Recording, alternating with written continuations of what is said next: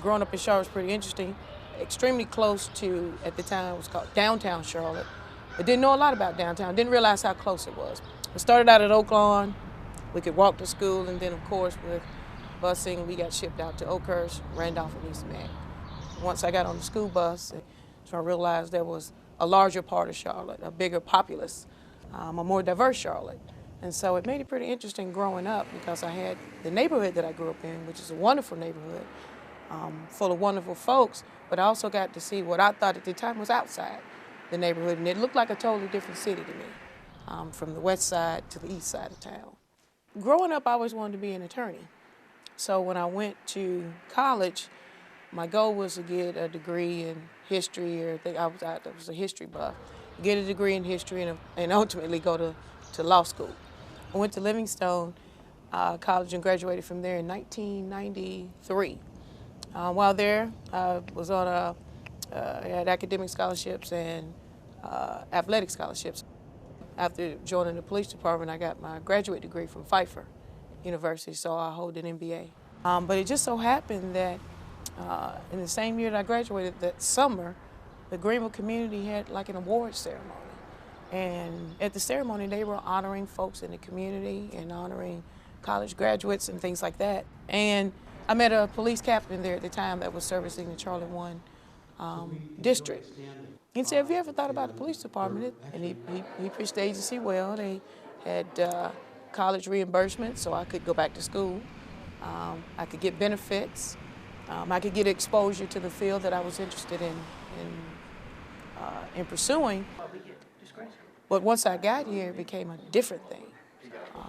You started to work the communities, you started to meet people, and you realized that there was a totally different aspect of policing, and that was more of, you had to have a love of the communities, you had to have a love of people, and a desire to help.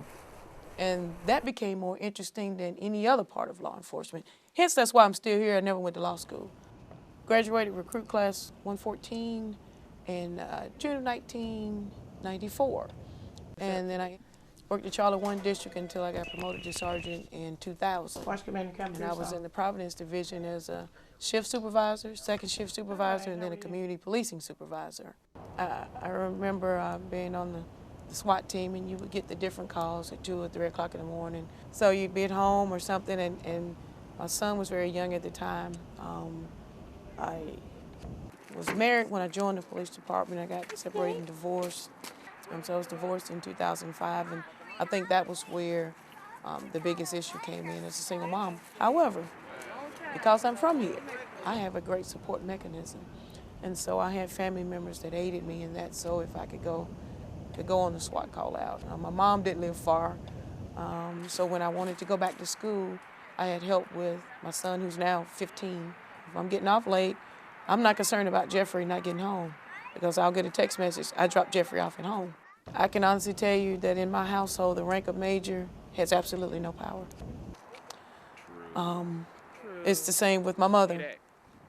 I'm Sherie. And it's great, I'm very proud of you.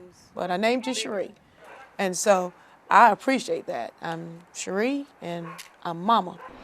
I was on the SWAT team. I got SWAT team 1999 and eventually left in, I think, 2005 when I went to Internal Affairs.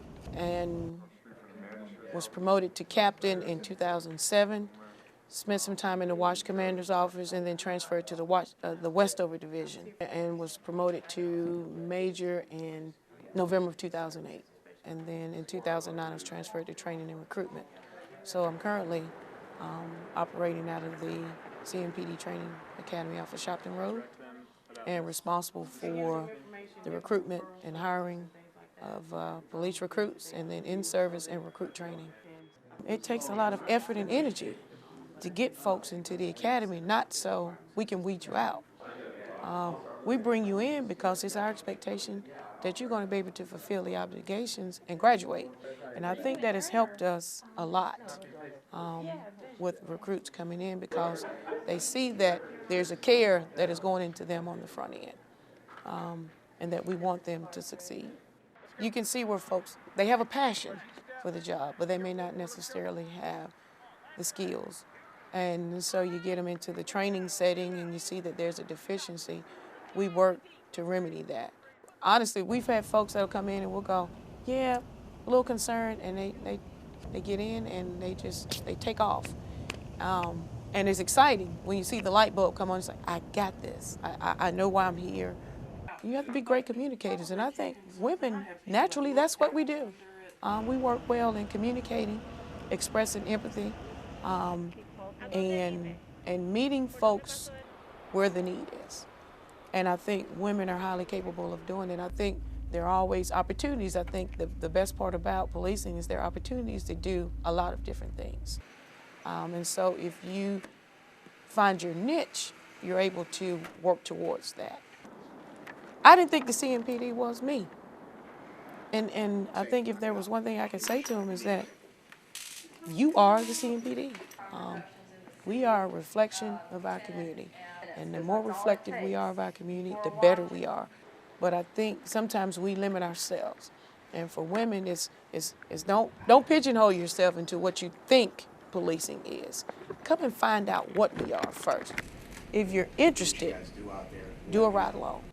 That way you can at least get a better idea, and then come and talk to the recruiters.